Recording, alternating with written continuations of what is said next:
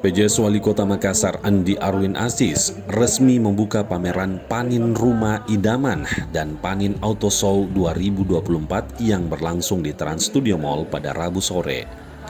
Dalam sambutannya, Andi Arwin Aziz mengapresiasi atas pelaksanaan kegiatan Panin Rumah Idaman ini, atas peran PT Bank Panin Tbk menyiapkan rumah hunian yang aman, nyaman, harga terjangkau bagi masyarakat Makassar, Sulawesi Selatan.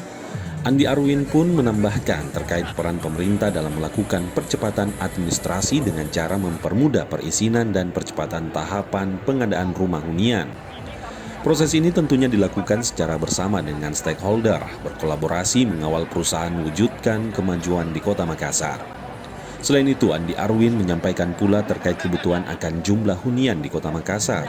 Diproyeksikan jumlah penduduk hingga tahun 2043 mencapai 1.533.038 jiwa.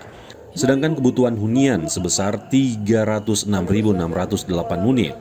Acara ini sebagai bentuk kontribusi Bank Panin untuk memperkuat sektor ekonomi dan meningkatkan literasi keuangan di tengah tantangan ekonomi nasional dan global. Expo 2024 dengan menghadirkan Ray Panin Rumah Idaman dan Panin Auto Show 2024. Bapak Ibu hadirin sekalian yang berbahagia, dari sejak tahun 2002 yang lalu, yang silam, kita sudah identikkan Bank Panin dengan Panin Auto Show. Ya, sejak tahun 2002 yang lalu identik dengan produk tersebut.